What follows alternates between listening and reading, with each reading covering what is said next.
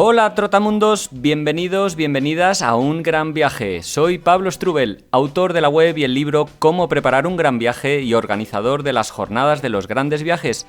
Y en este podcast quiero compartir la experiencia y aprendizajes de gente que ha hecho increíbles viajes de varios meses o años. ¿Empezamos?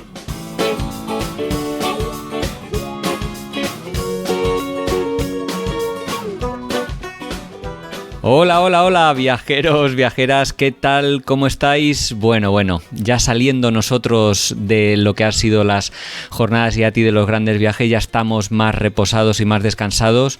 Ya publicamos los 2 podcasts de Bea y Javier que teníamos ahí un poco pendientes y volvemos a retomar las entrevistas y las conversaciones con personas que han hecho grandes viajes por todo el mundo. En la entrevista de hoy vamos a hablar con Fernando Castiñeiras, que es un periodista gallego, nacido en 1985 en un pueblo llamado Chantada, en la provincia de Lugo, que recorrió durante 6 meses Sudamérica, siguiendo una ruta un poco anárquica, como él diría, pero bueno, o más bien él diría que viajó sin tener plan. El plan era no tener plan, y que le llevó a recorrer Argentina, Uruguay, nuevamente Argentina, Chile, antes de emprender ya rumbo al norte hacia Bolivia, Perú, Ecuador y Colombia.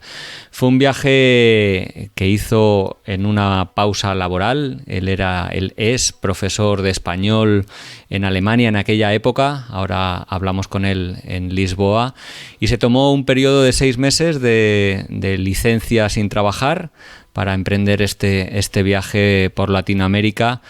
Un viaje que, bueno, significó bastante para él, tanto que ha escrito un libro al regreso. Un regreso que ya os anticipo que no fue fácil, fue bastante duro y que sale al principio de la conversación. Imaginaos si tuvo peso en este viaje.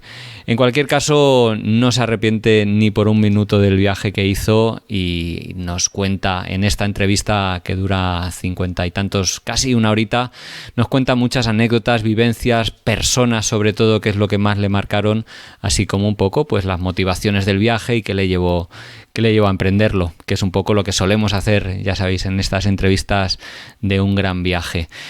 La verdad es que tenía muchas ganas de conversar y entrevistar y bueno, eso, conversar al fin y al cabo a personas que han hecho grandes viajes, porque yo me inspiro muchísimo con ellos y con ellas, en este caso con Fernando, y ha sido un placer. Pero ya os adelanto poquito a poco, para que os vayáis mentalizando de que en este verano va a tocar un parón de podcast, porque bueno, vengo publicando a un ritmo semanal bastante exigente. Y bueno, me voy a tomar unas vacaciones de publicación, seguramente julio, agosto, septiembre, no lo sé, ya lo veremos. Aunque igual, bueno, mi idea es irme de viaje en bicicleta por Islandia. Ya os comentaré más adelante si se confirma, y luego estaba pensando irme a hacer el Pamir en Asia Central, en el país de Tayikistán.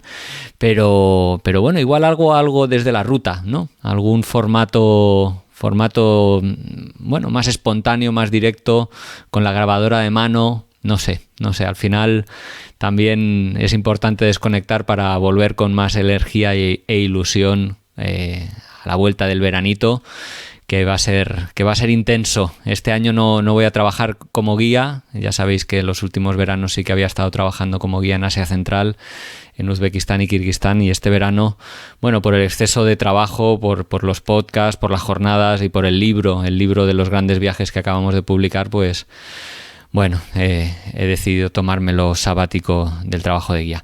Pero bueno, no estamos aquí para hablar de mí, pero sí que me hacía ilusión adelantaros estas noticias, sino para hablar con Fernando Castiñeiras de sus 6 meses de viaje sin rumbo por Sudamérica, que espero que os parezca interesante. Es una persona, ya veréis, que habla muy bien, se nota que es profesor, se expresa excelentemente y se me ha hecho muy llevadera la conversación y muy enriquecedora. Espero que para ti también lo sea, y si lo es, ya sabéis lo que os digo siempre, de verdad. Podéis colaborar con este podcast económicamente apoyándolo a través de la plataforma iVoox, si os gustan los contenidos que genero, o a través de la plataforma Patreon. Pero si no queréis poner ni siquiera 2,99 € al mes para recompensar por todo el esfuerzo que hago, darle al like, compartirlo, poner un comentario, que todo eso de verdad ayuda mucho a que sea más visible y que lo escuche más gente, que al final es lo que nos gusta a todos los que hacemos este tipo de programas, al fin y al cabo que nos escuchen. Así que te doy muchas gracias por lo que puedas aportar y hacer y sobre todo por tu escucha. Venga, un saludo.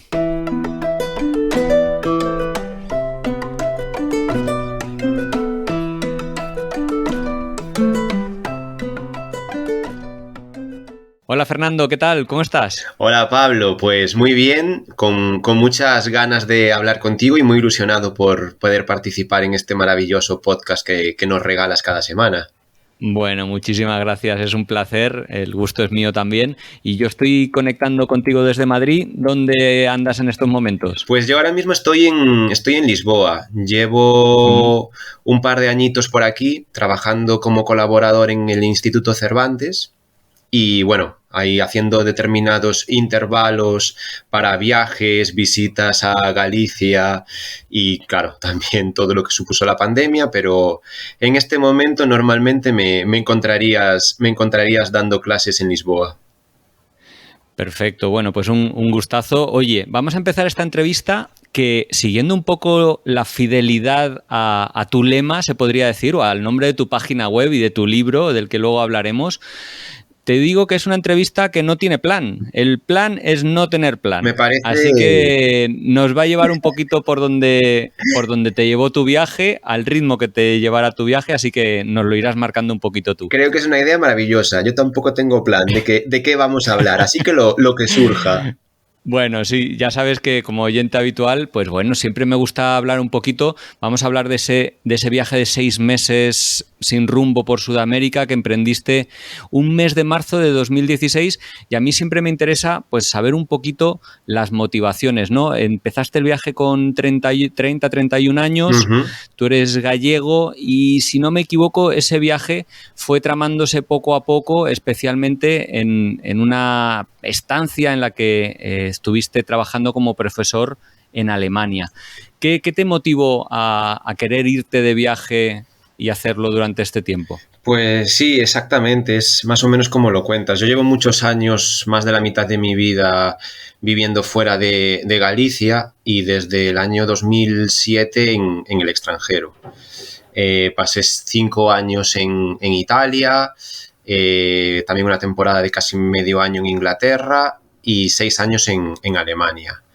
Estudié periodismo, pero ya, bueno, en los últimos años, desde hace más de 10, doy clases de español y justo en esa etapa que tú comentas me encontraba trabajando también como colaborador en el Instituto Cervantes en Múnich. Y la verdad es que después de tantos años saltando de un país a otro, pero para hacer largas estancias, viviendo, conociendo el idioma, empapándome de sus culturas, me apetecía hacer un viaje propiamente dicho, cambiando casi día a día o cada semana de ciudad, desplazándome por tierra, no teniendo las obligaciones profesionales o laborales habituales y no tenía muy claro por dónde. Digamos que el amor mío por Sudamérica se gesta más bien en el viaje y el motivo de que fuera en Sudamérica es quizás gracias a mis alumnos de Alemania, a personas de nacionalidad alemana que estudiaban español más por un interés en los países hispanoamericanos latinoamericanos que por España en sí. Y yo muchas veces me daba cuenta en clases que ellos sabían más, tanto a nivel geográfico, cultural, como incluso a nivel léxico, a nivel lingüístico, sobre esos países. Y digamos que esa fue la motivación que se sumó a las ganas viajeras para iniciar esa aventura. ¿Tú te consideras o te considerabas viajero? O sea, ¿ya te gustaba el moverte en tu mes de vacaciones, supongo, ya hacías tus escapadas? Y en caso afirmativo, ¿por dónde habías viajado antes de haber hecho este viaje? Yo me considero, sí, para mí mi época de viajes comienza en ese punto que te digo. De hecho, tengo como una segunda fecha de nacimiento, que es el 3 de septiembre de 2007, que es cuando aterrizo en Siena, en Italia. y decido que voy a querer cambiar de país, voy a querer cambiar de ciudad pero no cada pocos días, cada años, que voy a desear, ya sé lo que voy a desear, empaparme de una cultura, aprender, es lo que decía, aprender la lengua, crearme una vida en una ciudad, hacer amigos, conseguir trabajo, y cuando siento que tengo una rutina, romper con todo y volver a empezar. Y para mí eso ya era un viaje. Digamos que en esos periodos largos en Italia, Alemania, Inglaterra, hay mini viajes, ¿no? Pues viajes sencillos, 15 días solo por Turquía, viajes también en América, había estado en Puerto Rico porque tengo amigos, viajes por los Balcanes, Bulgaria, pero bueno, fundamentalmente, sobre todo comparándolo con las historias increíbles que cuentas tú o que cuentan tus invitados en este podcast, las mías no serían increíbles en esa época, son de vivir en lugares diferentes. Bueno, oye, que en sí mismo, como tú dices, ya es una aventura y es un reto y es una valentía enorme el decidirse a cambiar cada año o romper esas rutinas. Eso es lo que más cuesta a la hora, yo creo, de vivir, ¿no? Atreverse a hacer esos cambios. Sí, yo creo. Ya no digo de viajar, pero a mí es de algo vivir. que me motiva muchísimo. Yo te pongo, por ejemplo, el caso de cuando me fui a Alemania, que la gente me decía, ¿por qué estás aquí? Si tú no tienes a nadie en Alemania y no hablas alemán. Y todo surgió porque cuando yo vivía en Italia, visité a unos amigos en Heidelberg y un día estábamos en un tren, íbamos a ver un partido de fútbol y me sorprendió mucho que en ese tren, primero, no había que pagarlo porque ya estaba incluido el precio del tren en la entrada del partido. Después, que las dos aficiones estaban mezcladas. Y bueno, una serie de cosas que estaba viendo yo allí de Alemania que digo, Dios mío, este país es tan diferente estando tan cerca de todo. El lunes voy a llegar a Torino, me voy a poner a estudiar alemán y el año que viene me mudo aquí. Mis amigos me dijeron, sí, Fernando, te has bebido una cervecita de más. Pues fue así y esto sucedió en febrero de 2012 y en septiembre estaba viviendo en Múnich. Toma ya. Oye, hablando ahora que pensaba en eso, en esa necesidad de cambio y en los miedos que mucha gente experimenta ante el cambio, ¿a qué miedos tenías tú a la hora de hacer ese viaje? ¿O qué te producía más vértigo? Yo supongo que tenían los miedos indirectamente que te transmite la sociedad, que te transmite tu entorno. El miedo a todo lo que tiene que ver con ser robado, la delincuencia, el miedo a las posibles enfermedades, bueno, eso, lo típico, ¿no? Que vas a pillar malaria, que te va, bueno, en este caso no, pero dengue, que te va a picar un mosquito, cosas que te va diciendo la gente, tu familia, pero en realidad no eran miedos objetivos. Ya tenía un miedo que luego se confirmó cuando volví, y ese quizás era el único mío propio, y era el miedo al regreso. Yo me conozco muy bien y sabía que 6 meses fuera de casa me iban a transformar e iban a imposibilitar bastante que yo volviera a mi vida anterior sin más. Y la verdad es que yo creo que eso fue el único miedo que se confirmó a posteriori, y que realmente lo pasé mal cuando regresé. Ya. A muchos de los que han pasado por estos micrófonos, y entre los cuales me incluyo yo, Itziar, el regreso ha sido un bofetón, pero entiendo que, como a tantos de ellos, no te has arrepentido de haber tomado ese paso y haber hecho ese viaje. No, yo creo que también es, bueno, que es parte del aprendizaje. Lo habláis habitualmente aquí en las conversaciones con otros viajeros, que hay que aprender a sobrellevar esa depresión. Suena un poco fuerte la palabra, pero me atrevería a llamarlo depresión, que surge cuando acabas un gran viaje. Yo creo que yo en mi caso al regresar a Alemania, llegué a tener diferentes exámenes médicos, porque la gente pensaba que me tenía que pasar algo, me mareaba, tenía ataques de ansiedad, a veces comentaba constantemente que sentía como que estaba en otra dimensión, que notaba como que había una burbuja a mi alrededor. Y me hicieron bastantes exámenes en relación con, bueno, pues otorrinos, mírame los oídos, hasta un TAC se pensó en hacerme, hasta que de repente hablando con un amigo que recientemente lo había dejado la novia y lo había pasado muy mal, me dice: Fernando, tú lo que tienes son ataques de ansiedad, brutales, pero tienes Ostras, ataques sí, de sí, sí, ansiedad. sí.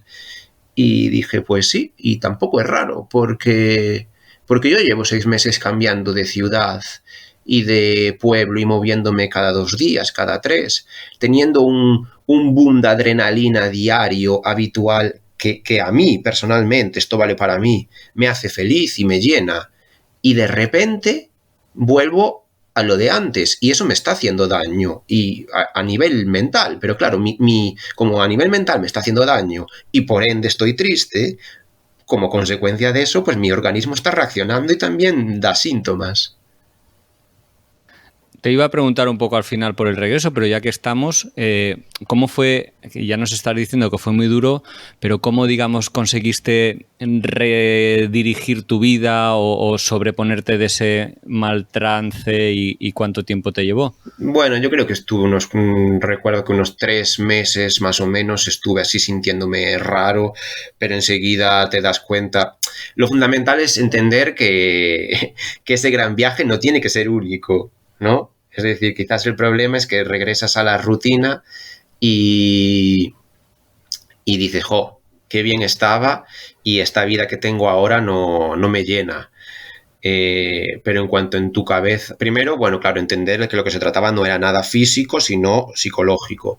Y después ponerte en marcha y empezar a hacer cosas. Decir, bueno, pues ahora mismo tengo otra vez esta rutina profesional, pero voy a organizar un cambio. De hecho, al año me mudé, fue cuando me mudé de Alemania a Lisboa, con la seria idea de que fuera un trampolín hacia Brasil.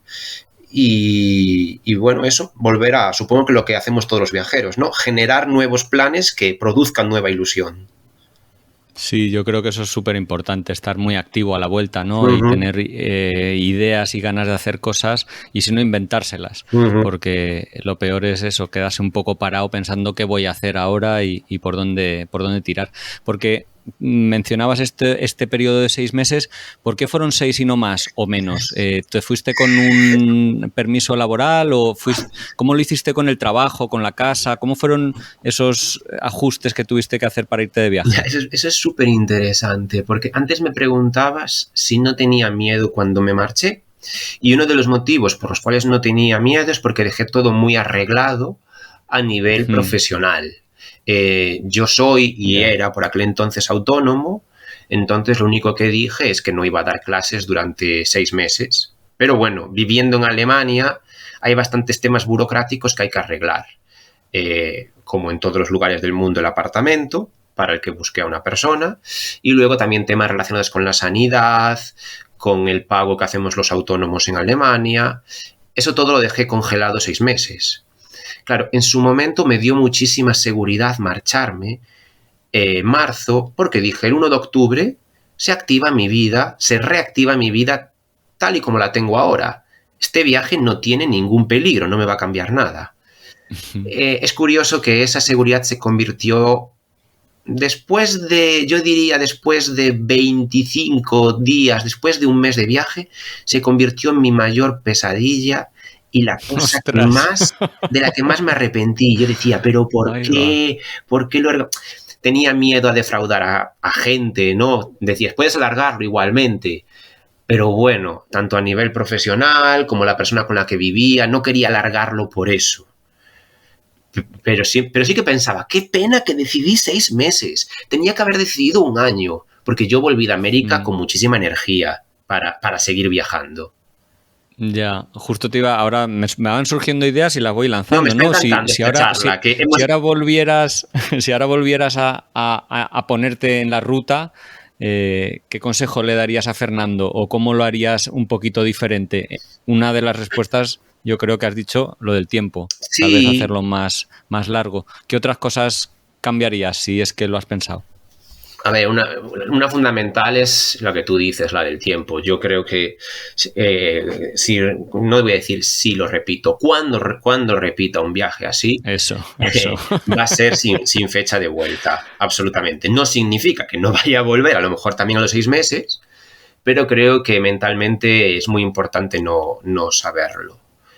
Y luego hay un consejo que en realidad no me importa no haberlo sabido en su momento, pero que a lo largo del viaje lo fui entendiendo, y si alguien lee el libro lo verá, y es que corrí demasiado. No llevaba un plan, pero llevaba un macro deseo de conocer mucho. Y había momentos en los cuales había lugares, estoy pensando ahora en Ushuaia, en Argentina, donde me quedé una semana, pero me habría quedado un mes, me habría quedado meses, porque creé allí una microvida, ¿no? Con amigos, con un hogar, que era un hostel, pero era mi hogar, con amigos de amigos, es decir, iba a visitar. En esa semana se creó una microvida, eso me pasó en muchas ciudades. Y en muchos momentos interrumpí esas vidas felices con lágrimas, Sí, porque una sí, parte sí. de mí me decía que tenía que seguir, y hoy no lo entiendo. Sí, no, pero a mí me ha pasado totalmente. En África nos pasó lo mismo. Ajá. Bueno, pues porque sientes que tienes mucho que ver por delante todavía, ¿no? Como que piensas, no me puedo atascar Sí, aquí con todo el continente por delante todavía, ¿no? Te da como cargo de conciencia incluso. exactamente, sí. Sí, veo lo que te digo, siempre que hablo con otros viajeros, me doy cuenta de que son sensaciones que tenemos, que compartimos, ¿no? Que solo en la ruta las percibes, las sufres, las gozas, y al final pues son las mismas que tenemos todos, son muy similares. Fíjate, en las jornadas pasadas de los grandes viajes estuvieron Mike y Dee, que ellos se Ujú. fueron, al final estuvieron viajando 22 meses por América Latina, se iban con la idea de estar un año en hacer lo que al final luego tardaron el doble prácticamente, ¿no? Y es que se dieron cuenta que en 7 meses solo habían estado en Brasil. Ya, Es que se habían atascado, ¿no? Pero que su ventaja en este sentido es que ellos partieron sin billete de vuelta, claro. ¿no? Pensando, bueno, cuando se nos acabe el dinero o las ganas, que es lo que pasó al final. Pero digamos que el condicionante del tiempo, claro, al final te afecta un poco por eso, supongo. Si hubieras tenido el doble o triple de tiempo, igual si te hubieras quedado más, no lo sé. Sí, puede Pero bueno, ser. en cualquier caso, tú empiezas ahí en marzo, Ujú, en 2016, como decíamos, por Buenos Aires. ujú. Dices que tu viaje empezó sin planes, pero el punto de entrada y estaba claro. ¿Por qué empezaste por Argentina en tu ruta americana?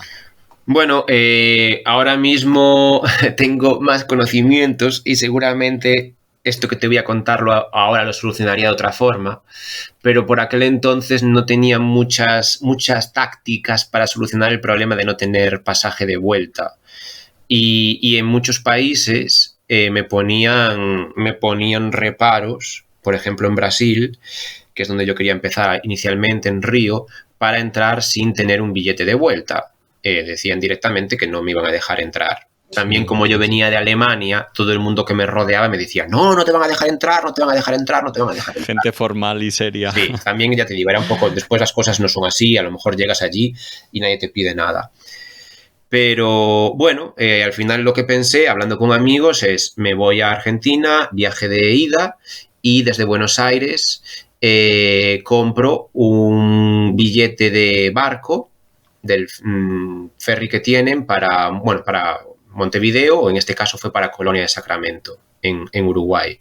Es un billete de barco, es una navegación de unas 3 horas, no recuerdo lo que cuesta, pero no mucho, que al final si lo hubiera perdido, si no lo hubiera tomado, y lo tomé, tampoco habría pasado nada.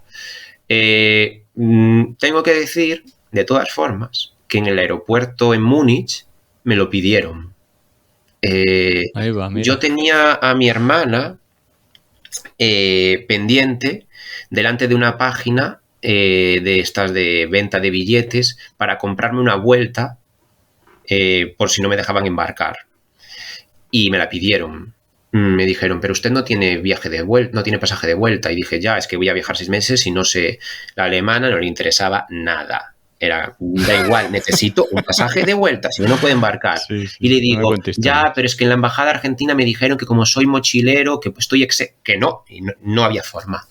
Hasta que de repente le dije, bueno, lo único que tengo es este billete para Colonia, que es una localidad en Uruguay, y es 7 días después de llegar a Buenos Aires. Lo miró, yo creo que le Claro, podría dijo, haber pues dado cualquier perfecto. cosa, Sí, y me dijo, esto es perfecto. Y ya está. O sea que al claro. final sí que funcionó la idea. Evidentemente en Sí, Argentina, sí. nadie, en el aeropuerto, en Ezeiza, nadie me preguntó nada. Pero para salir de Alemania fue necesario. Bueno, ¿y cómo fue esas primeras semanas? Estuviste poquito tiempo en Argentina y ya entraste en Uruguay. Uh-huh. Luego, como volviste a Uruguay, a Argentina, luego hablamos de él. ¿Qué tal Uruguay? ¿Qué sensaciones te dio? ¿Cómo recorriste ese país? Pues Uruguay me gustó mucho. Es un lugar donde un poco se empieza a definir que el viaje va a estar movido por personas. Va a estar definido por las personas que me encuentro, no tanto por los lugares.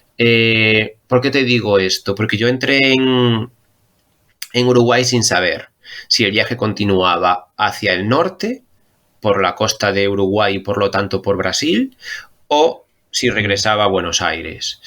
Y empecé a visitar Uruguay, estuve en Colonia, estuve en Montevideo, y cuando estaba en algún lugar de la costa, en Punta del Este, conocí a un grupo de personas, a un grupo de brasileños que regresaban a Montevideo.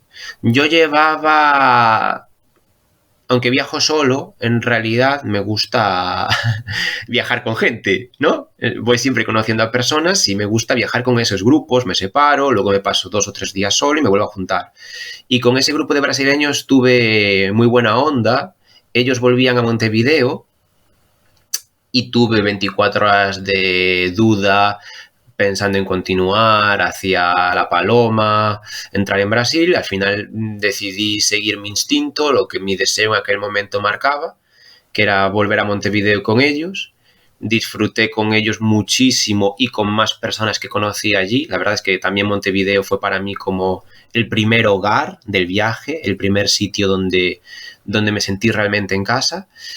Y al estar en Montevideo, la verdad es que pasaron cosas que me llevaron de vuelta a Buenos Aires, porque hubo un temporal brutal en Uruguay, eh, incluso un huracán Ahí va, en un qué pueblo puntería. pequeñito que se llama Dolores, y se quedó todo el mundo atascado en Montevideo. No salían aviones, no salían barcos, y bueno, claro, ese fue motivo para que me lo pasara tan bien, que creáramos tan buen ambiente, porque no había nada más que hacer que convivir en Montevideo, pero llegó un momento en el cual abrieron todo, los viajeros se marcharon a Montevideo y yo me embarqué en uno de estos ferries y me fui de Montevideo a Buenos Aires de nuevo, y ahí empezó la segunda parte del viaje, descendiendo por Argentina hasta la Patagonia.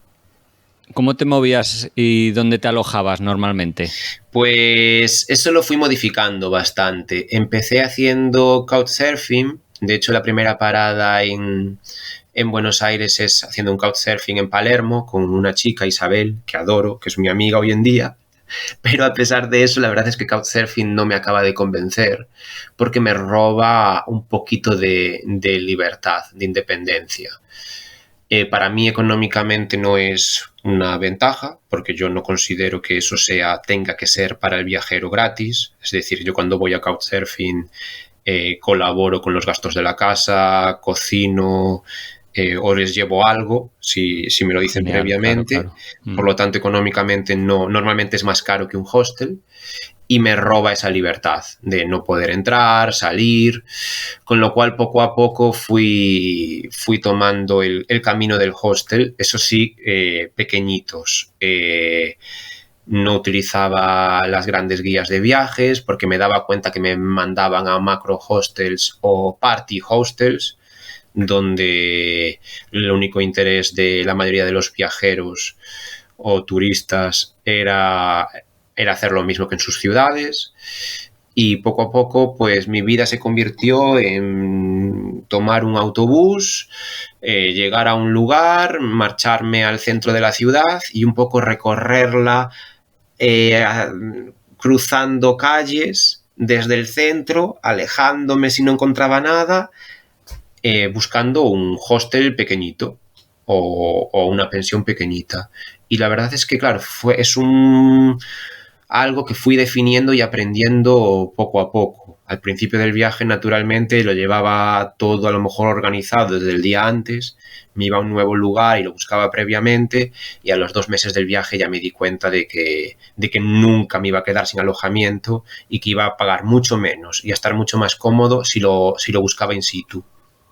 Sí, y empezaste a recibir, porque claro, tú decías que viajabas solo, pero que el contacto humano era algo que disfrutabas y que fue como un hilo conductor de tu viaje.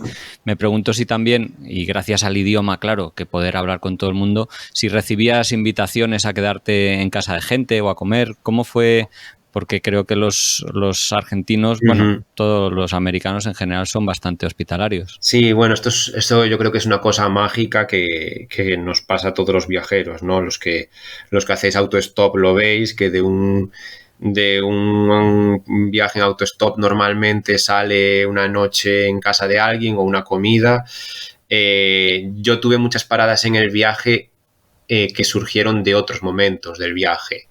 Por ejemplo, en Lima estuve con una amiga que conocí en el Calafate, en Argentina. En el centro de Chile, en Rancagua, me alojé en la casa de una pareja que había conocido en la carretera austral. Y luego muchas veces los hostels daban lugar a que viviera durante unos días en la casa de las personas que trabajaban allí. Eso, por ejemplo, me sucedió en Guayaquil. Anda, qué curioso eso. Sí, en Guayaquil, en Ecuador, otro hostel maravilloso en el que estuve, que era un hogar. Es que además digo, es que qué hoteles de 5 estrellas ni qué nada. Yo recuerdo aquel hostel en Guayaquil con un zumo natural diferente cada mañana. Era un lujo increíble. Pues su dueña y que también estaba allí trabajando siempre, a las 2 noches de hostel me llevó a su casa. Nos hicimos muy amigos, ella tenía su pareja y dormía la mayor parte de los días en casa de su pareja, y yo me fui a vivir a su casa durante unos días en Guayaquil. Qué bueno eso. Ostras. Bueno, sigues rumbo sur, sigues hacia Chile y hacia los fiordos chilenos, 2 regiones bastante inhóspitas, claro, justo además en una época que empezaba a entrar el frío. ¿Cómo fue visitar esa región? Sí, bueno, yo la verdad es que también a nivel de preparación, como no sabía hacia dónde iba, con el tema ropa, tampoco estaba muy bien equipado. Poco a poco me fueron regalando cosillas por el camino, que si unas botas para hacer trekking, que si una chaqueta, luego las iba repartiendo por ahí. Y en ese estado de desprotección climática me encontré en el sur de Chile. Es una parte del viaje que inicio después de Ushuaia. Y lo curioso es que en Argentina todo el mundo me decía que no iba a poder cruzar Chile de sur a norte sin entrar de nuevo en Argentina. Efectivamente, lo más sencillo es saltarse los fiordos chilenos, volver a Argentina, hacer un tramo, creo que es la ruta 40, pero ahora no estoy seguro de eso, y volver a Chile a la altura de Caleta Tortel, bueno, zona de la carretera austral. El caso es que me negué, dije que tenía que haber algún modo para los chilenos para desplazarse por su país. Por su propio, claro, de su propio país. Y hice 2 paradas. La primera fue Punta Arenas. En Punta Arenas, que es una ciudad muy interesante, yo creo que es la evolución al siglo XXI de una antigua localidad de piratas, donde los ciudadanos siguen comportándose como piratas. Hay fundamentalmente hombres, las tiendas las ves que hay muchísimas whiskerías, no digo que esto sea bonito, pero lo hay muchísimos burdeles, Y bueno, tiene un ambiente muy raro ese lugar, es interesante. No me encantó. Mucho más interesante fue la siguiente parada, que es Puerto Natales. En Puerto Natales se acaba la tierra, empiezan los fiordos, y en la misma Puerto Natales no sabían si existía algo para cruzar los fiordos. Y apareció un ferry, una transbordadora que hacía un periplo de 50 horas cruzando todos los fiordos entre Puerto Natales, con una parada en una islita poblada todavía por indígenas, Puerto Edén, y con parada final en Caleta Tortel y Puerto Yungay. Y me embarqué allí solo, con la suerte de que entre los poquísimos 20, 30 pasajeros había una pareja de estos dos chicos que te digo, dos chilenos de Rancagua, muy cerquita de Santiago, que viajaban en coche. Nos hicimos muy amigos, jugando a cartas, haciendo cosas que se hacen cuando estás 50 horas en un barco y no tienes cobertura. Y proseguimos el viaje juntos por toda la carretera austral. Ellos dos y otra pareja de chilenos. Fue impresionante porque la carretera austral es algo maravilloso. No sé si la conoces. No, todavía no. Está en la lista. Pues es un... ¿Cómo es? Para el que... Descríbemela, no la conozco. Son 1000 kilómetros que unen Puerto Montt en el centro. En realidad, Chile está dividida en el norte de Chile, que la podemos ubicar por la zona de San Pedro de Atacama, el centro, que sería Santiago, y el sur, donde está esa localidad que es Puerto Montt. En realidad el sur es el centro, porque a partir de Puerto Montt queda la mitad del país. Pero a esa mitad del país los chilenos le llaman extremo sur. No está nada bien comunicada, porque por un lado hay muchísima vegetación y luego está toda la zona de los fiordos. En ese extremo sur hay una carretera que se llama la carretera austral y es un paraíso natural. La mayor parte, el mayor porcentaje es de ripio, de gravilla, no está asfaltado, y cruzas espacios tropicales, glaciares, te encuentras con fauna constantemente. Para recorrer 200 kilómetros en coche necesitas todo el día. Pasas por unas poblaciones ocupadas por poquísimas decenas de habitantes, donde los alojamientos son cabañas. Bueno, es realmente yo creo que es muy difícil hacerlo. Sería interesante que te contara alguien que hace autostop si esto se consigue hacer en autostop. Supongo que sí, porque pasan muy pocos coches. Pero yo tuve la suerte de eso, de que encontré a esta pareja y viajamos todos juntos en coche. Muy, muy poco cómodos, porque ellos vivían en el sur e iban de mudanza de vuelta para el norte. Entonces llevaban el coche repleto de cosas. Solo te digo pero aún así, fíjate, te hicieron ahí el hueco, ¿eh? Sí, increíble eso. Allí íbamos los tres con nuestras mochilas entre las piernas y apoyados sobre el cartón de una televisión de plasma. Así, 1000 kilómetros por la carretera austral.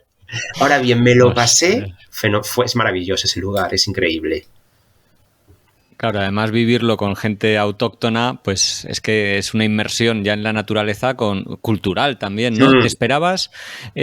No sé si no te he preguntado antes si ya habías estado en América y demás, pero ¿te esperabas un poco lo que te encontraste, sobre todo en la reacción de la gente a tu presencia allí? No sé, ¿qué te sorprendió? Me sorprendió mucho y no me gustaría caer en los habituales tópicos de es que la gente en tal sitio es mucho más amable, es mucho más hospitalaria. No me gusta caer en eso porque creo que hay de todo en todos los sitios, pero sí que es verdad que por regla general, cuando alguien me comenta ¿y tuviste algún problema? Lo típico, ¿no? Robos, engaños, dije, no, de eso nada, cero. Lo que tuve son muchas ayudas anónimas de ese tipo, ¿no? Lo que tú decías, alguien que te encuentra por la calle buscando un hostel y te acompañan al hostel o te llevan a su casa. Eso ha sucedido. Alguien que, llegué a hacer autostop sin hacer autostop, porque estaba recorriendo lugares y me paraban para llevarme a los sitios. Y yo diciendo, no, pero si es que todavía no sé hacia dónde voy, estoy recorriendo. No, que esto es peligroso, te llevo. Sí, qué bueno. Y la verdad es que... Sí, bueno, a ver, a veces también en esta parte del viaje que te estoy comentando, a veces hay el contrapunto, ¿no? De al ser extranjero y estar con locales, también te protegen excesivamente.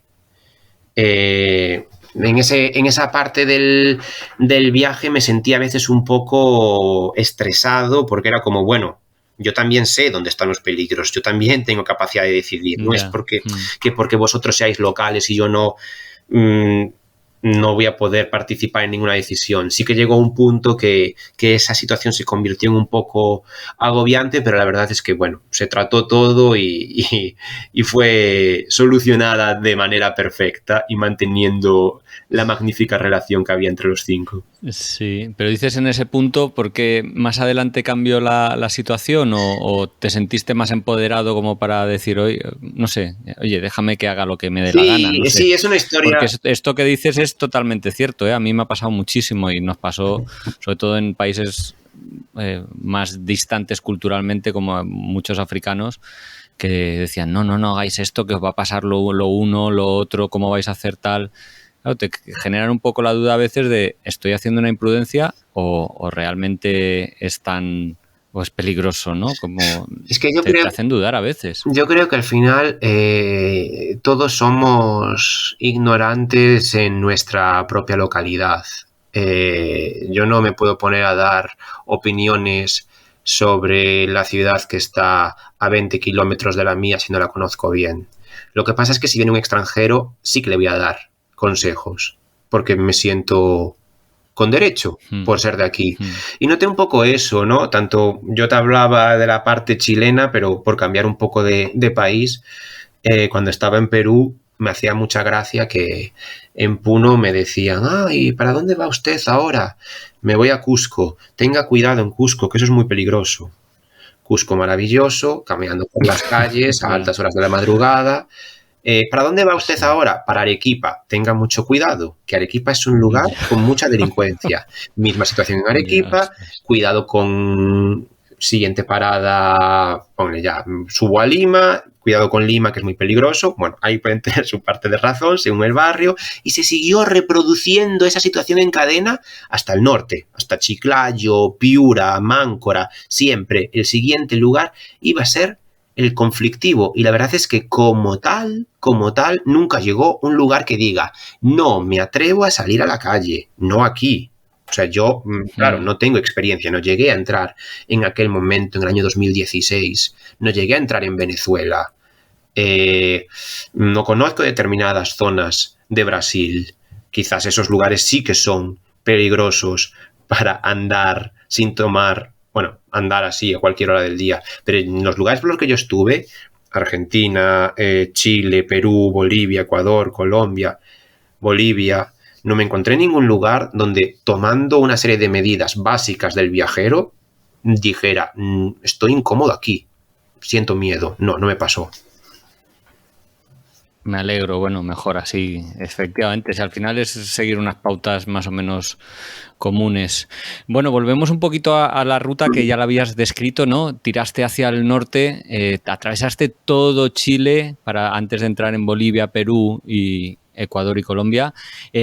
No sé si eres una persona muy aventurera o no, pero me parece que ascendiste volcanes, te tiraste por la carretera de la muerte, de repente como que también has aprovechado el viaje, aparte del contacto humano, para hacer actividades, no sé si decir extremas, pero sí, bueno, de aventurilla. Sí, bueno, poco a poco uno va abandonando. La verdad es que yo no tenía pensado ni hacer tanto trekking, tanto senderismo. Lo que pasa es que uno se rodea de estos mundos maravillosos de la Patagonia y demás, y al final te das cuenta que es lo más impresionante. Y a nivel de lo que me comentas de actividades de riesgo, bueno, a mí me gusta mucho el deporte, pero sí que es verdad que nunca había ascendido un volcán, y mucho menos un volcán congelado, que es casi como un glaciar, y aunque me gusta la bicicleta, no soy un experto de la mountain bike. Pero por eso de probarlo todo y de uno darse esos lujos del viaje, porque al fin y al cabo son lujos, ya que llegas, hay que pagar la actividad, tras días comiendo de supermercado y cocinando en el hostel, pues uno llega a un lugar como Pucón, en Chile. Me hablaron de este volcán Villarrica y dije, pues allá que me voy. Más a lo típico, esto se organiza con una agencia que te llevan. Pero claro, yo creo, esto es una impresión personal, las actividades de riesgo en Europa se plantean de otra forma, me da la impresión. Aquí una agencia se asegura de que no te pase nada, porque si te pasa algo, les cierran el chiringuito. Sí. Allí te hacen firmar algo antes, y si te pasa algo, es tu problema. Y allí dices en América. Sí, pues claro, eso es mi experiencia. Sí. ¿Por qué te digo esto? Porque tanto en la carretera de la muerte, que te comento después, como en este caso particular, el volcán Villarrica en Pucón, el guía nos iba contando constantemente historias de desgracias. Aquí se murió no sé quién. Y es que el volcán, claro, es algo que tú haces con crampones, donde el tiempo va cambiando constantemente porque asciendes hasta, en ese caso creo que ascendimos 2.000 metros, fue un ascenso de unas 8 horas, no lo recuerdo ahora exactamente. Sí, no está mal, sí. Y te das cuenta de que cualquier error, cualquier paso que des, si te tropiezas, te vas para abajo. Y claro, para eso llevas un material, para agarrarte, etcétera. Pero tú no eres un experto de eso, nunca has practicado ese deporte, simplemente has pagado por la actividad, te han dado un material maravilloso que no sabes usar y te han dicho y te han hecho firmar algo que si te pasa algo, pues es tu problema. Yo ahí me asusté un poco. La verdad es que físicamente venía muy bien porque llevaba haciendo mucho deporte y muchas actividades del tipo en todo el viaje, pero me asusté y ahí tiré un poco de... Te vas a reír porque digo, ahora dilo. Entro en un tema dilo que veo que te lo piensas. Diré un poco de cholismo. Para quien no lo entienda, que tienes fans internacionales, hablo del Cholo Simeone, el entrenador del Atlético de Madrid. Diré del partido a partido, es decir, paso a paso. A mí me parece imposible llegar allí arriba porque algún tropezón en este hielo tengo que tener. Y si me tropiezo una vez, me voy para abajo. Y acabo como el israelí que me acaba de contar el guía, que se cayó, que nadie fue a buscar porque aquí no hay helicóptero y apareció podrido 3 meses después. Historia real. Pero dije, pero si yo voy paso a paso, si cada paso no me caigo, pues a lo mejor llego. Mira, aquel paisaje era maravilloso. No lo disfruté mucho porque me concentré fundamentalmente en el paso a paso, en el partido a partido. Pero llegué y es un volcán impresionante porque llegas a la boca de un cráter. Está humeando aquello, miras para adentro, no hay ninguna seguridad y te puedes volcar sobre el cráter y ver y mirar hacia el interior de la Tierra. Es una experiencia brutal. Qué guapo esos sitios, sí, la verdad. Oye, leí en tu blog, me parece, en el que ibas relatando un poco el viaje, decías a veces soledad, a veces deseada y otras no tanto. ¿Te sentiste solo en estos 6 meses? ¿Solo de...? Bueno, ya me entiendes. Sí. Solo de soledad. Sí. Es un poco lo que te comentaba antes, ¿no? Que me gusta disfrutar mucho de los lugares con personas. El viaje fue un gran aprendizaje por 2 cuestiones. Por un lado, porque aprendí a disfrutar de esa soledad. Yo creo que en Buenos Aires, una comida solo en un restaurante o en un bar o un día solo paseando era un trámite a la espera de que apareciese un compañero. Y en Medellín, la misma situación, una comida en un restaurante o un paseo por la ciudad era una actividad de goce a la espera de nada, por sí sola. Era una actividad de disfrute sabiendo que ese momento era único y que lo tenía que disfrutar porque era dueño de hacer lo que quisiera y que en cualquier momento iba a aparecer alguien maravilloso con quien compartir la siguiente etapa del viaje. Yo creo que ahí digo que hay 2 aprendizajes. Uno, el de saber estar bien solo, pero otro, la confirmación de que yo, particularmente yo, disfruto más de cada lugar si tengo otro ser humano al lado, del tipo que sea, pareja, amigo, amiga, mi madre, mi hermana. Si tengo un ser humano al lado, compartiéndolo conmigo. Pero bueno, o sea, digamos que hay, como te digo, los dos puntos de vista, los dos aprendizajes al final de la singladura. Sí, bueno, lo importante es eso, ir tomando nota de cómo se siente cada uno en cada momento y de cómo le afecta las diferentes situaciones.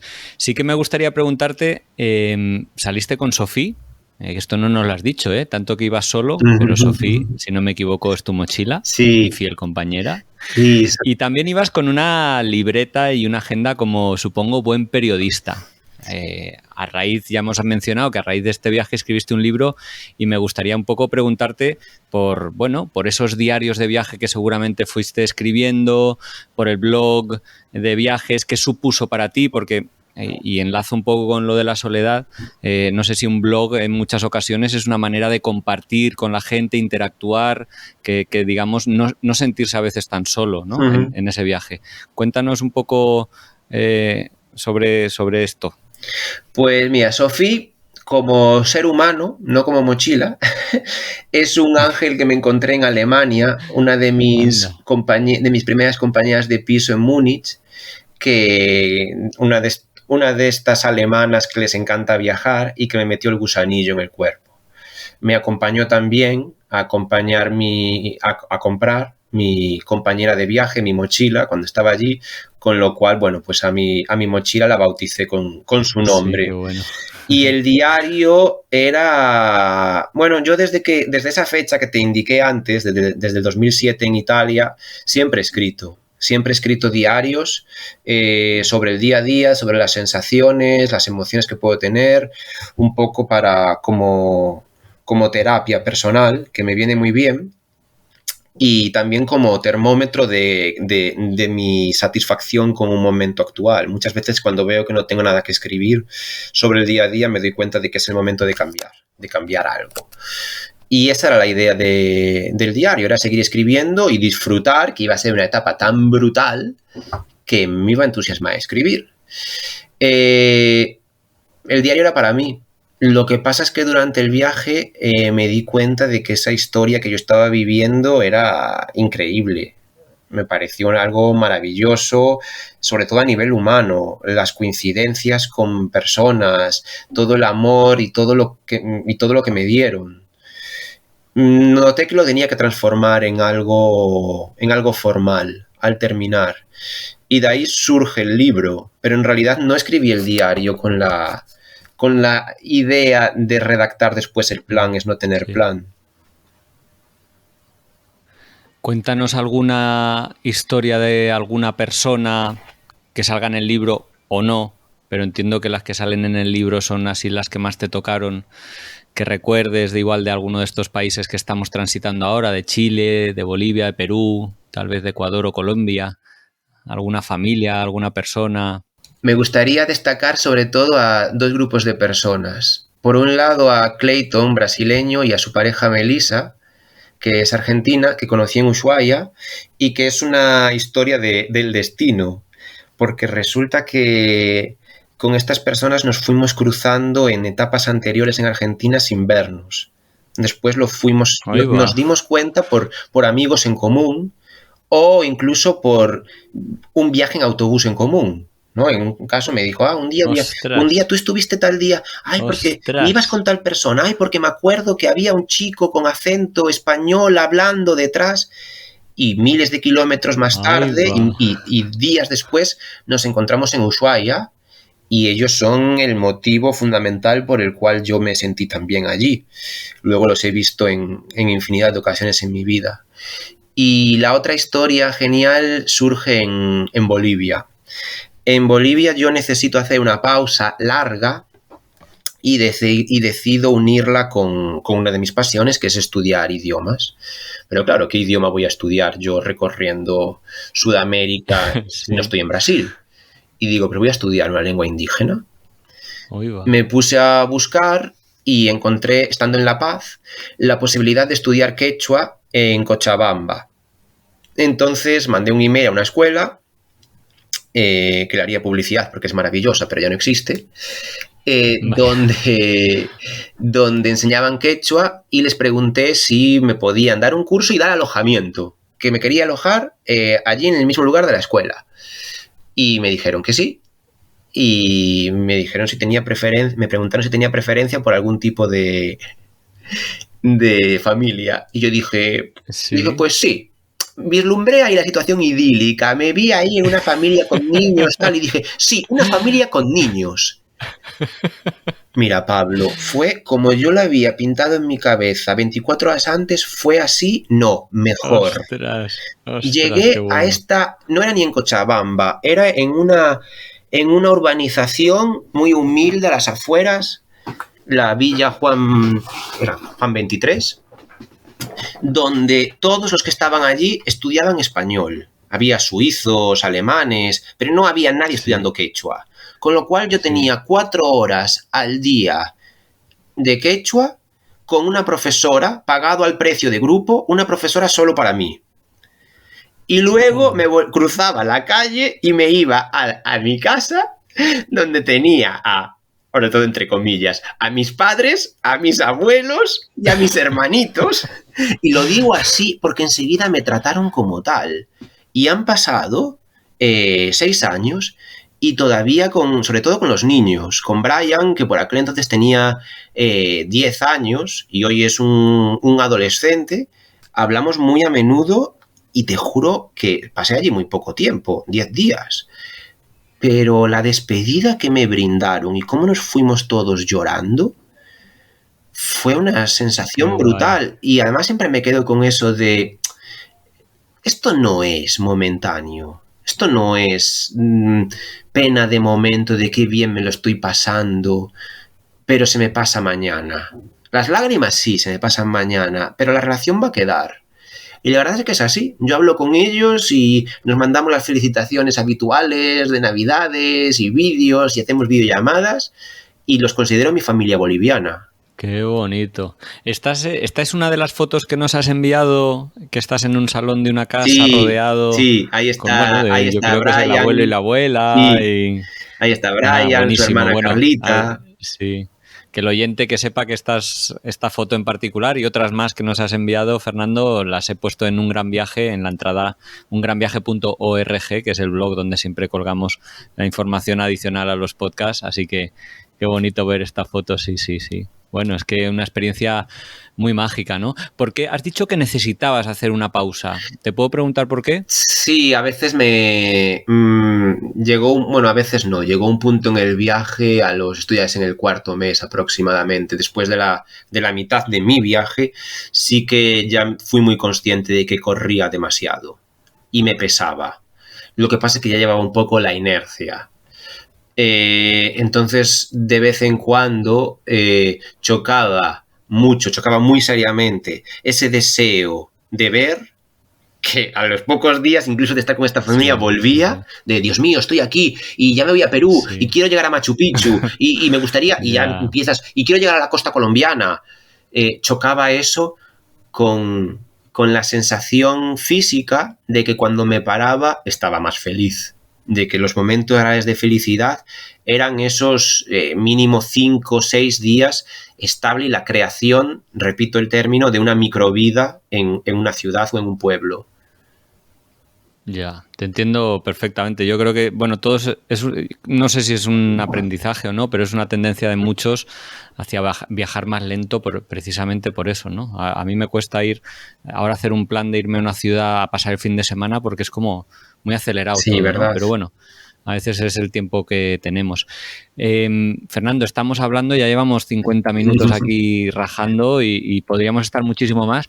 Me gustaría preguntarte, y ya un poco ir cerrando más o menos, bueno, vamos a intentarlo, vamos a ir en esa dirección, pero has estado en muchos sitios icónicos a lo largo de tu viaje, no los hemos mencionado, pero ¿hay alguno que te haya defraudado de porque, claro, son sitios mágicos, ¿no? El Machu Picchu, supongo que pasaste por el Salar de Uyuni y por tantos otros, ¿no? En Patagonia.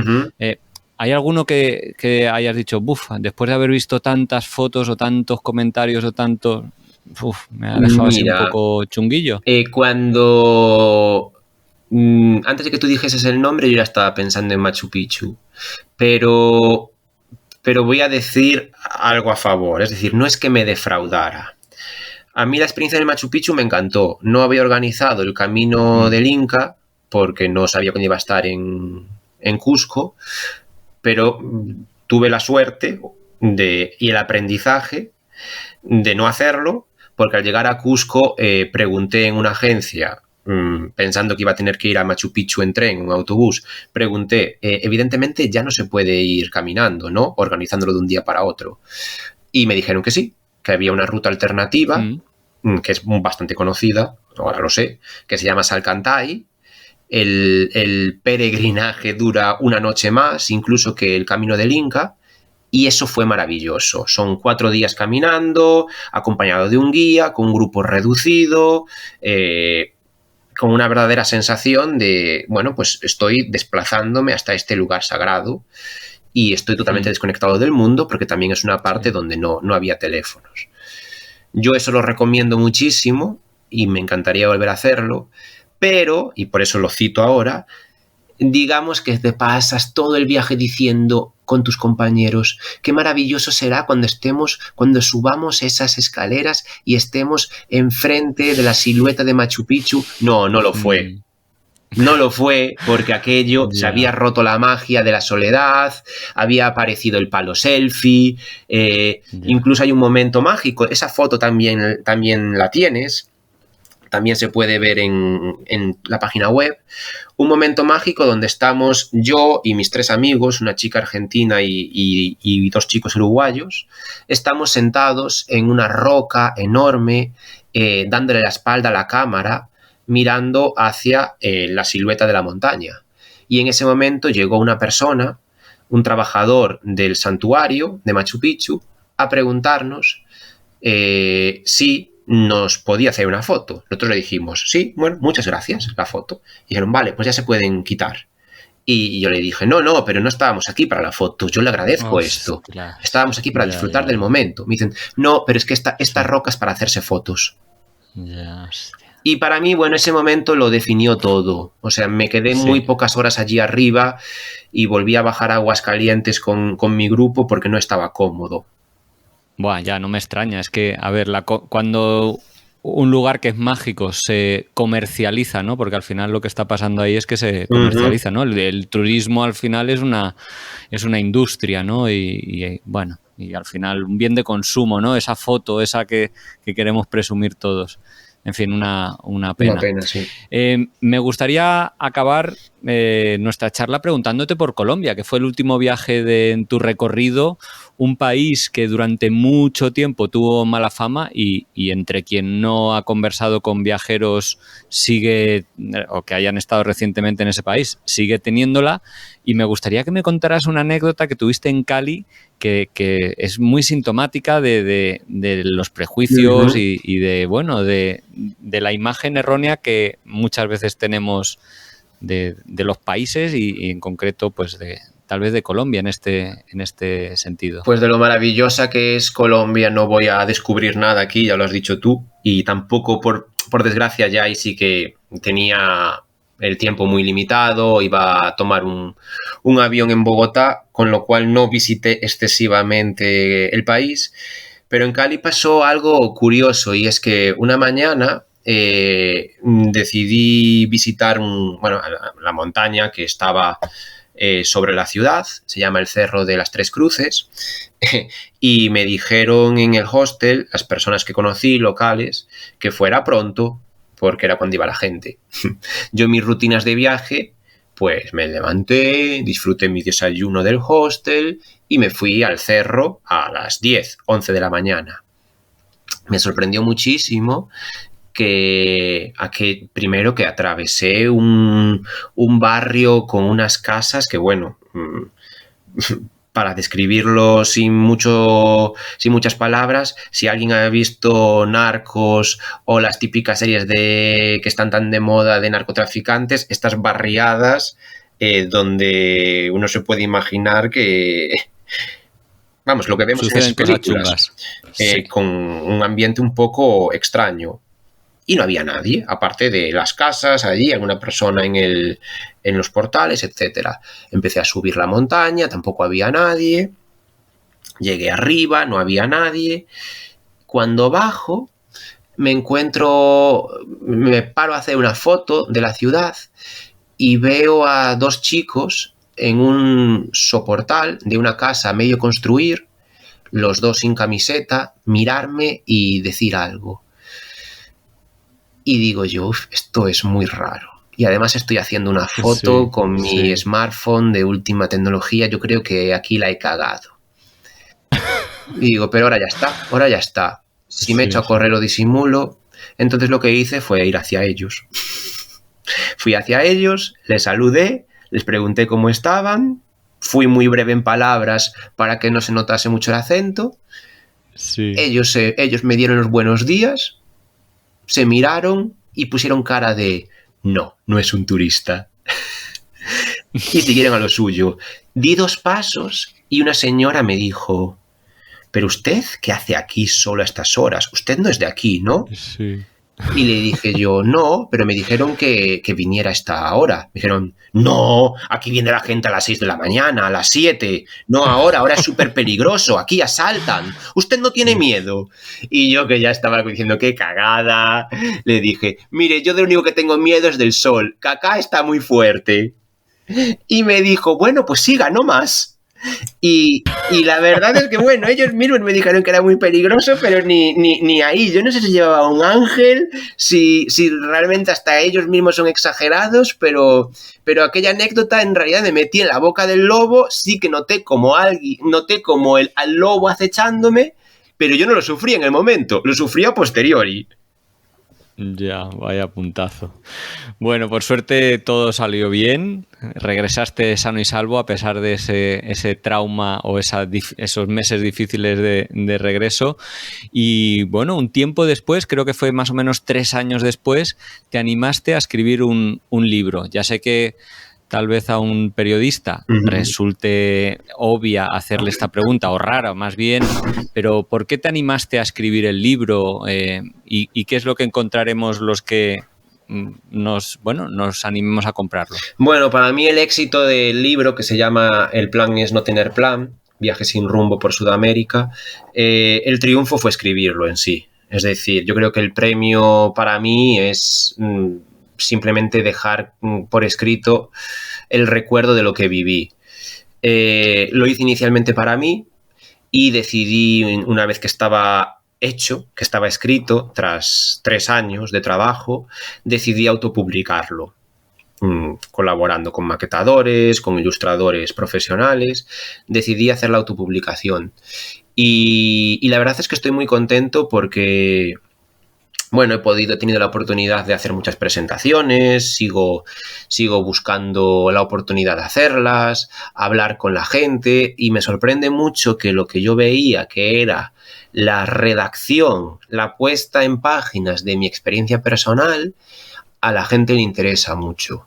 Y lo que más me sorprende es que yo pensaba que iba a ser excesivamente intimista, porque más que hablar de los lugares, que algo también, y de la historia y de las culturas, que también hay de eso, más que hablar de eso, son historias personales, un poco lo que he estado contando aquí, de individuos, de seres humanos que voy conociendo, de sentimientos, de cómo yo evoluciono, y esa parte es lo que más le gusta normalmente al lector. Así que eso me ha hecho muy feliz, y bueno, es un poco lo que la gente se va a encontrar en El plan es no tener plan, si les apetece conocerlo. Bueno, supongo que eso es porque, bueno, al final lo que aspiramos es a viajar con el autor, ¿no? Con el escritor, a sentirnos como él se siente, y por eso, si lo has relatado de esta manera, pues llega bastante al público, ¿no? Más que convertirse en algo como otros libros de viajes hay que hablan mucho de la historia de los lugares, con muchos datos o información y demás, ¿no? Al serlo más humano, igual empatizamos mejor y nos ponemos mejor en tu piel. No sé si van por ahí los tiros. Yo creo que lo has bordado. Es exactamente eso. Bueno, y eso sin leerlo todavía, ¿eh? Pero conociéndote un poco ya intuía que iban por ahí los tiros. Bueno, ¿dónde podemos conocer un poquito, dónde podemos comprarlo, lo primero, y dónde podemos saber más de ti y de los viajes que haces o harás? Bueno, pues en mi página web, www.elplanesnotenerplan.com, se puede conseguir. Hago envíos a toda Europa. La verdad es que el tema de América, que es una pena, porque por los envíos, el tema del transporte y demás se me está complicando bastante el llevarlo hasta Sudamérica, y muchas veces me lo piden a través de Instagram. Es carísimo. Así que si a alguien se le ocurre algo, alguien que me escuche y me echa una mano con la distribución en América Latina, se lo agradezco. Pero para Europa no hay ningún problema. Estoy trabajando también en el libro electrónico para poder sacarlo próximamente y que llegue fácilmente y rápidamente a todo el mundo. Y luego también, bueno, en mi cuenta de Instagram, que la encontráis por Fer Castineiras, también está dedicada íntegramente al viaje, a este viaje, al proyecto literario del Plan es no tener plan. Se pueden encontrar pues más textos, más fotografías y bueno, y un poco información sobre este proyecto. Fernando, no me gustaría acabar sin mencionar un ciclo que estás organizando en el Instituto Cervantes, que ya es el segundo año que lo has organizado y que surgió a iniciativa tuya, financiado por este instituto, y que que es que yo creo que tiene mucho interés para todos los oyentes de este podcast, sobre todo porque es que queda grabado y queda constancia, y cualquiera que lo escuche hoy podría verlo. Cuéntanos un poquito en qué consiste y cómo fue el primer año y este segundo. Pues este es actualmente es la alegría de mi vida, este ciclo, porque en una noche pandémica pensé en hacer algo así, y pensé en hacerlo a través de mi Instagram. Conversaciones con viajeros para quitarnos un poco el gusanillo. Pero como trabajo como colaborador en el Instituto Cervantes, se lo ofrecí al Departamento de Cultura y decidieron asumirlo como un producto de ellos, dirigido por mí y, como dices tú, financiado por ellos. Y la verdad es que, bueno, está muy bien. Hacemos una charla cada mes. Normalmente los lunes a las 6 de la tarde, pero como dices, a las 6 de la tarde de Portugal, pero como dices tú, luego se queda grabado, se puede ver en la página de Facebook del Instituto Cervantes de Lisboa, o hay enlace a través de mi página web, del planesnotenerplan.com. Y son charlas utilizando la plataforma virtual Zoom con grandes viajeros o personas relacionadas con los viajes. Donde yo los entrevisto, pero al mismo tiempo las personas que asisten pueden hacer sus preguntas. Algunos asisten con cámara, otros sin cámara, otros hablan directamente. Y se está creando un ambiente mágico, porque ahora incluso asisten viejos participantes y hay viajeros que fueron protagonistas de una charla hablando con otros que son los protagonistas del día. Bueno, ha estado Juan Villarino, el acróbata del camino, ha estado el escritor colombiano Santiago Gamboa, el arquitecto Álvaro Planchuelo. Habéis estado tú e Iciar, que ha sido que fue una de las, te lo digo sinceramente, de las charlas que el público ha flipado más, y me han llegado después muchísimas valoraciones positivas. Y bueno, y la verdad es que animo a todo el mundo que si se informan y lo pillan en directo, lo sigan, porque es gratis, y si no, como dices tú, pues que lo vean atemporalmente. ¿En dónde? ¿Cómo se encuentra? Pues ya digo, no es un proyecto en sí con ánimo de lucro, no tiene mucha difusión, lo tiene el propio Instituto Cervantes de Lisboa en su página de Facebook, y luego yo cuelgo los enlaces también en mi página web. Pero bueno, yo recomiendo mucho seguirlo en directo por un simple motivo. Porque es que es una entrevista donde se puede participar con imagen y con sonido, ¿no? Y conocer a esas personas. Claro.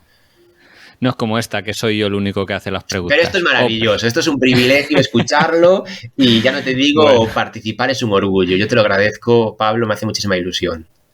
Bueno, pues digo lo mismo, llevábamos semanas intentando encontrar el momento idóneo, al final con nuestras jornadas ha sido más complicado, pero bueno, lo hemos conseguido y nada, lo voy a grabar, lo voy a editar hoy mismo y va a ser el siguiente en ser publicado, así muy en breve. Así que Fernando, oye, muchísimas gracias por tu tiempo, de verdad ha sido un placer y ser el que haga en esta ocasión las preguntas y saber más de tu viaje sobre todo, que lo he disfrutado un montón. Muchas gracias, Pablo. Ha sido lo que te digo, una alegría, un placer y muchísimas gracias a ti, no solo por invitarme, sino por el trabajo que haces, que realmente es un gustazo, no sabes la alegría que nos das al día a día haciendo este trabajo. Gracias. Bueno, gracias por comentarlo, pero que sepas que me has sonrojado. Así que lo dejamos aquí. Bueno, un saludo. Muchísimas gracias. Muchas gracias, Fernando. Pablo.